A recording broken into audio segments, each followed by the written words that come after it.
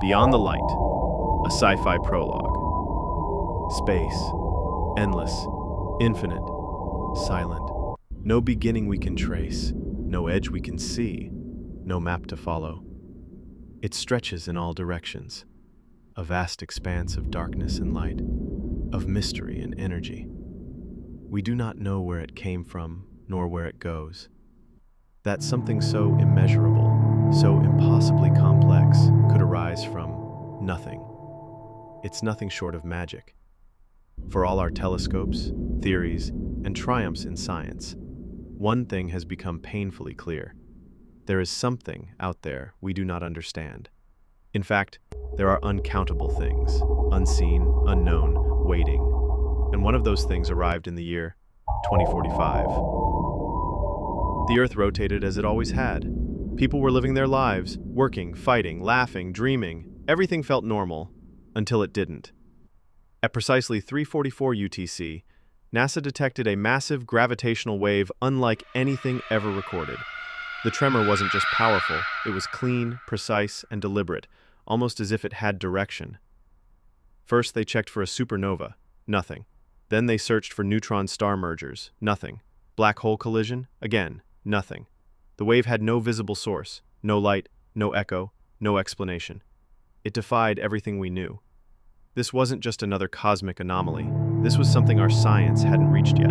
It was real, and it was coming. NASA concluded two possible explanations.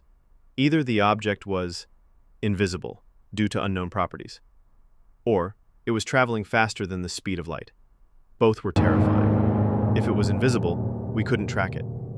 If it was faster than light, we couldn't even see it coming. They ran the numbers. If the wave was awake, it could hit Earth in 2 minutes, or 2 hours, maybe 2 days. But one thing was certain, there wasn't much time left. A global emergency summit was called. The United States, China, Russia, India, the EU, Israel, all the major powers joined forces. With the combined efforts of NASA, ISRO, SpaceX, and China's CNSA, they initiated Project ARC.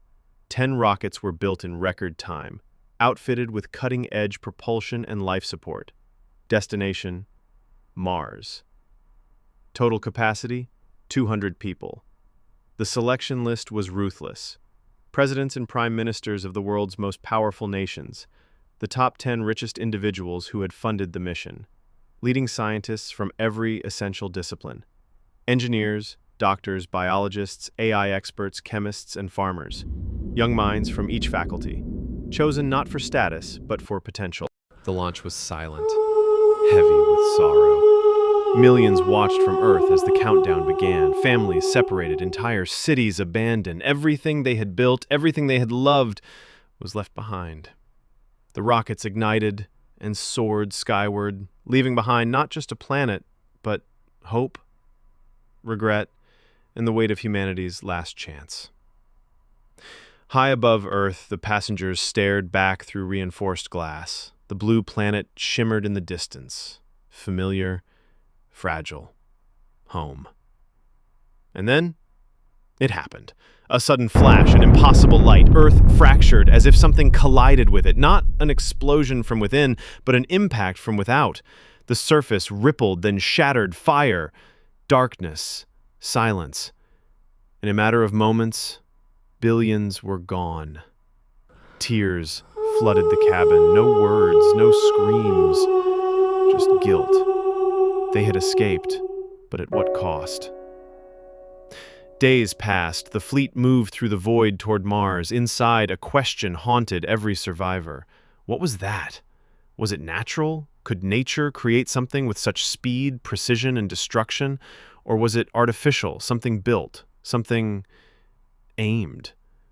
If it moved faster than light, it challenged everything. Einstein's theory of relativity, the laws of motion, the fabric of reality itself. But that was the truth now. Light was not the fastest thing in the universe. It was just the fastest thing we could see. And now something unseen had shown us that the universe was far more strange, complex, and unreachable than we ever imagined. Still, amid the devastation, a new idea began to rise. If something else could travel faster than light, then maybe so could we. They looked ahead, to a new planet, a new future, a chance to rebuild, to learn, to evolve, to prepare. And so, they made a vow. They promised themselves and each other that they would dedicate their lives to understanding the unknown entity that destroyed Earth. Was it natural, or was it sent by something, or someone? They didn't know, but they would find out. Not for curiosity, not for science, but for revenge. For their families, for their planet, for the billions of lives reduced to ash in a moment of silence. From now on, their purpose was singular: to develop a civilization so advanced, so determined, so relentless, that one day they would surpass the speed of light, to chase the invisible, to face the unknown, and to make sure that nothing in this universe could ever blindside humanity again. This was not the end. It was the beginning. Of a new species, of a new mission, of a new race, not just to survive, but to outrun light itself.